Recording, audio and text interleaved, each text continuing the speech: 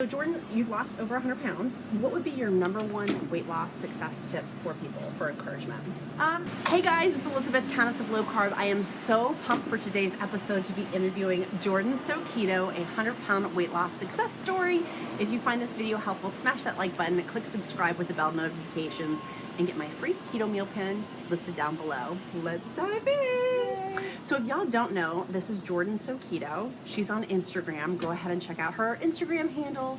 She has a wonderful, inspiring Instagram platform that I personally love to follow, and I follow her tips because they're so helpful. So welcome to the show. Hey, hi guys. So Jordan, you've lost over 100 pounds. What would be your number one weight loss success tip for people, for encouragement? You have to come to a turning point, I would say, in your life. I think a lot of us, we kind of come to a point where we're like, you know what, I can't keep living like this anymore. And for me, that was when I had an ultrasound of my ovaries done. And I saw, the effect of PCOS on my ovaries, and I was like, wow, I really need to get together. Sorry, I don't mean to cuss. We'll believe it. I was like, I just need to get my stuff together, and so I did. And but I needed to make a lot of life changes to realize that. So I think if you kind of go at it of the attitude of, oh, I want to lose weight and stuff, I don't really think you're going to be as successful. I mean, that can be a motivation, that can be a goal, but it's not a feasible, attainable goal. Your goal has to be bigger than that. Train's passed. So what is your favorite keto meal? Burgers. Do you like 100%. anything on your burgers? Well, okay, so I like burgers, obviously, with cheese and bacon. That's like my go-to. And then sometimes I'll switch it up and put like avocado with it. I don't know. I'm pretty simple when it comes to that kind of stuff. Or, okay, no, I lied. I'll do some like blue cheese and mushrooms or, stuff like that. But the simpler, the less ingredients, the better. Yeah. Okay, so people who are watching 100-pound keto weight loss journey, have you eaten off the keto plan? Can you talk about that? Yes, I actually did yesterday. So if my face is puffy, that's why. But yeah, we did yesterday. My husband and I, we went to go visit family in New Jersey, and part of going up there was to experience some. We were outside and people were just driving by. Part of that was to experience some of the food that he loved. Having in that area, growing up, and stuff like that. So, I mean, you kind of have to decide for yourself if that's something that you want to do. I mean, this was the first time in a year and a half. Wow. That I ate anything that was not keto friendly. So, but for me, the key was that I had to decide what kind of carbs like that I was going to have, and I decided that sweet carbs like pastries, ice cream, those kind of things were not an option, because I used to be heavily addicted to those. And so I decided, okay, if I'm going to have carbs, they're going to be savory carbs, like a slice of pizza or like, bread. I don't mean to trigger anybody, but those are just, those are the decisions that I made. And I'm glad I did, because they were good. Yeah. And it was fun, and we got to experience, my husband's hometown, and all right. I feel like viewers out there, did you feel guilty about doing that? No, and I thought I would. I really thought I would, because I've been so like strict for so long of that stuff, and just saying, okay, this is for today. We know what we're doing. I'm gonna let go, and I'm gonna enjoy this food. What's a typical day look like for you? Like, do you go through any sort of routines or habits that are habitual on your weight loss journey? I would say the one thing that I love more than anything is coming home and making dinner. I know a lot of people, they don't want to do it, but I mean, I make stuff that's easy, like burgers and, things like, if you look at my Instagram feed, all I eat is burgers. But I would say keeping it simple all the time, and always having snack options.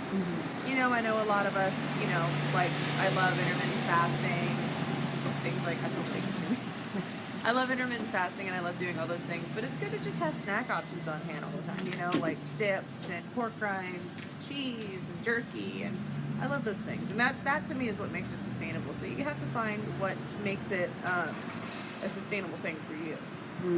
That's a really good point. Yeah. That's a really, really good point. Have you ever binge eaten on keto food? Oh, yeah. Like, earlier this year, my husband and I, we're fine. Our marriage is totally fine, so don't take this the wrong way. But we went through a rough patch of, we had a bunch of things happen, and I would go to the store, buy a pint of Rebel and some whatever other things I wanted to eat, and eat it. Mm-hmm. I mean, it doesn't make it any better just because it's a keto product.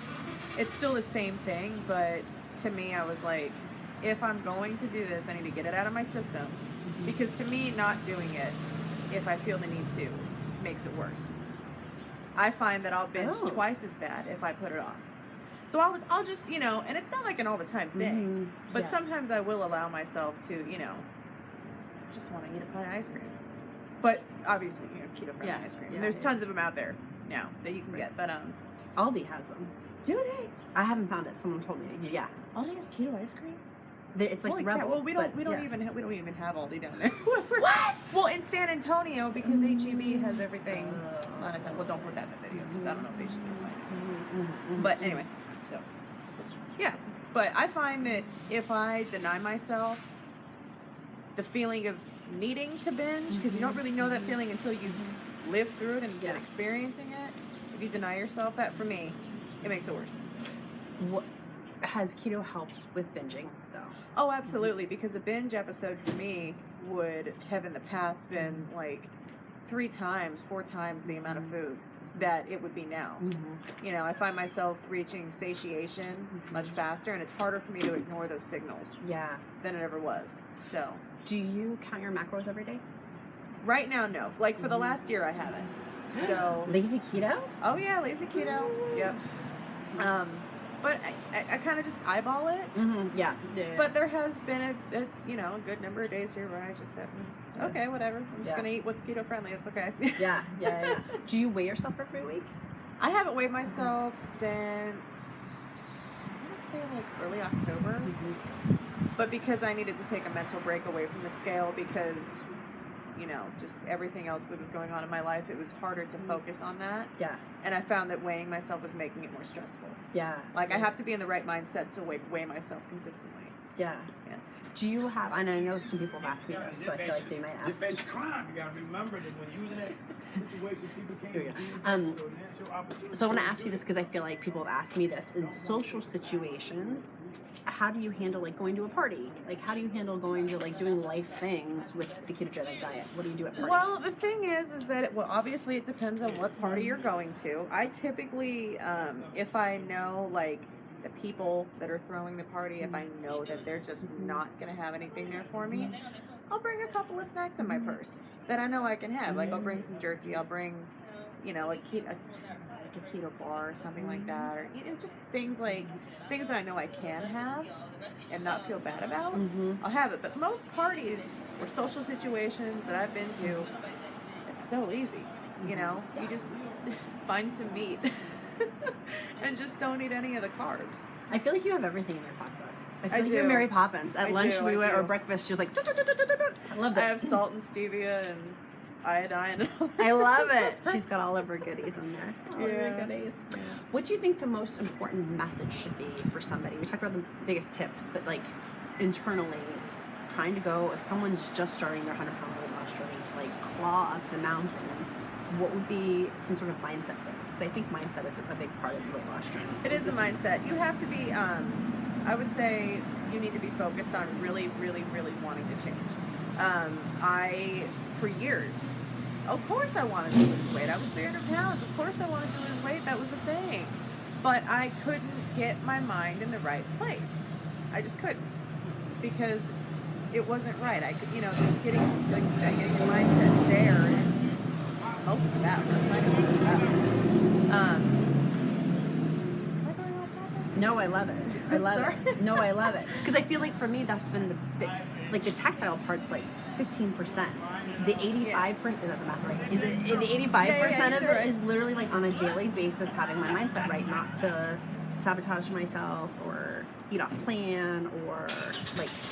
Yeah, I think for me it was just knowing that my lifestyle choices leading up to when I started, leading a healthier lifestyle. You could do that eating anyway. I chose keto, but you have to want to change, and it has to be like an internal thing. Like you don't people don't, I don't know, a lot of people that have lost a lot of weight, they change all their ways, you know, because if you know, all right, let's just say you want to quit smoking, which I did. While you're losing weight? Oh, yeah. Really? Yeah, I quit smoking and stopped eating crap all in the same day. Yeah. So I was a smoker. I used to smoke 2 packs a day. I love smoking. I would still smoke to this day if it wasn't going to kill me. But I did it way before I went on my weight loss journey. Because I couldn't. Yeah. Oh, you man, just did? I smoked for, let's see. I started smoking when I was 18. I smoked until I was 24. So I smoked for 6 years. Maybe even more, like 7 years.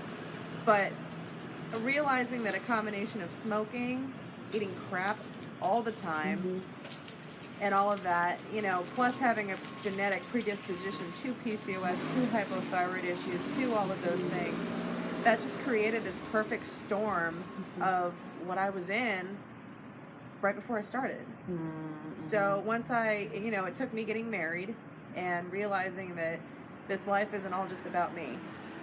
You know, realizing that and realizing that, you know, if my husband and I really truly want a good shot at ever building a family, that I needed to get my ish together. Yes. And there was no other way. Yes. Yeah. Yes. So, do you, on your 100-pound weight loss journey, do you work out every day? No. I think people are going to be shocked to hear that. I have a gym membership, and I fully mean to work out, but you don't need to work out to lose weight, guys. Like, I mean, like, okay, yeah, like, you can, and it's good for you and stuff, but you don't need to go, like, kill yourself at the gym. You can go and just move around for 30 minutes, and that's better than just sitting around, I guess. But I mean, honestly, like, for most people, as they lose weight, they feel better, then it makes them want to move more. Because, man, if someone told me I had to go to the gym every day, I'd be like, no, I don't want to do that. But, you know, but I find that as I've lost weight and as I feel better and the longer I've been doing this, the more I'm like, you know what, I want to go to the gym. But it has to be a thing that I truly want to do. Like, I can't just be told to. Yeah. You know, or feel like I have to. Yeah. Oh, I did have another question because people ask me all the time. Yeah. I don't drink, but what is your favorite alcoholic beverage? My favorite alcoholic beverage is any sort of liquor. There you go. So, because, and I drink way too much on New Year's. but if I drink alcohol, I drink liquor, and usually it's whiskey. That's my favorite, whiskey or bourbon. Those are my go-tos, and you can mix them. A really good combo, if you really want to drink, is a really good combo if you really want to drink is whiskey or bourbon and vanilla Coke Zero. Oh, very good combo. There you go. So there you go.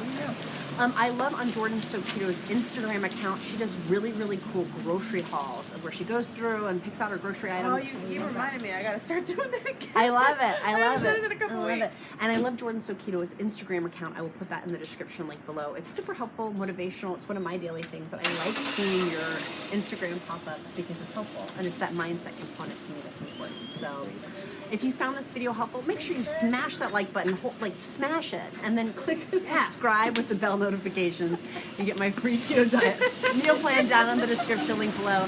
And if you have questions for Jordan, put them in the comments below too. I'm super, super curious. I'll come through and answer them. So if you ask me questions there, I'll go back through and answer them. I love it. I love it. And check out Jordan So Keto on Instagram down below. Make it a powerful day, friends. Bye, guys. You're hearing the train because we are outside of here in Virginia. Jordan's from Texas and is visiting from Virginia. What would be your go-to? Wait a minute for that to go by. Just probably just put a pause in here. It's gonna do it again, I bet.